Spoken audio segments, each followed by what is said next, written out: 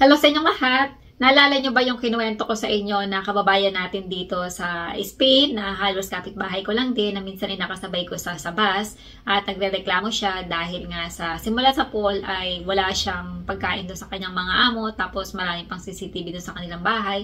Tapos kahit yung alaga niya na 13 years old ay pinapaliguan niya pa rin.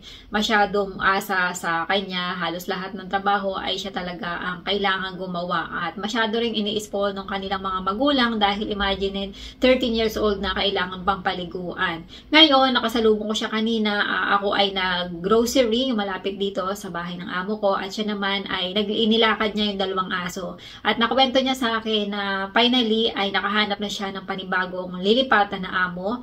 Bali nagpaalam na siya at last day na niya bukas. At ang nakakatuwa, maganda yung kanyang lilipatan kasi 6 hours lang tapos ang sahod ay 1,100 euro. Sabi niya, 100 lang daw ang diferensya kasi sa trabaho niya ngayon, ang sahod niya ay 1,200 euro. Pero napakahaba ng oras. Imagine niyo mula 7:30 hanggang alas 9 or mahigit yun ang oras ng pagtatrabaho niya. Samantalang yung lilipatan niya kasi stay out yung nahanap niya ay 6 hours lang. At ang ganda ng oras, alas 2 ng hapon hanggang alas 8, di ba? 6 hours lang at mas maganda kapag makakahanap siya ng trabaho na pang umaga. Ipagpalagay natin ng 9 to 12 o 3 oras din yon o kaya 8 to 12 or 1, depende kasi kailangan malapit siya doon sa kanyang trabaho para mas hindi siya mahirapan na lumipat.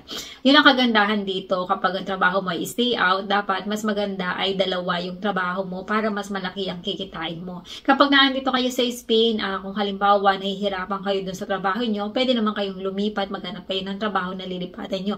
Kung gusto nyo na makasigurado na hindi kayo matatambay, pwede naman habang nagtitiis kayo doon sa kasalukuyan nyo ng trabaho ay maghanap-hanap na kayo para pag nagpaalam kayo doon ay meron na kayong siguradong lilipatan. Kasi pwede naman kayo magpa-interview kapag araw ng day off nyo, Sabado at Linggo. Ayan, sa mga kababayan natin na pupunta dito sa Spain, huwag kayong mag-alala kasi sa totoo lang, sa simula lang naman talaga kayo mahihirapan. Pero kapag isang taon na kayo, magiging okay na ang lahat kasi meron na kayong experience, hindi na kayo mahihirapan na maghanap ng susunod na magiging trabaho nyo. Sana ay maka-inspire ang video ito sa mga kababayan natin na gustong pumunta dito sa Madrid, Spain.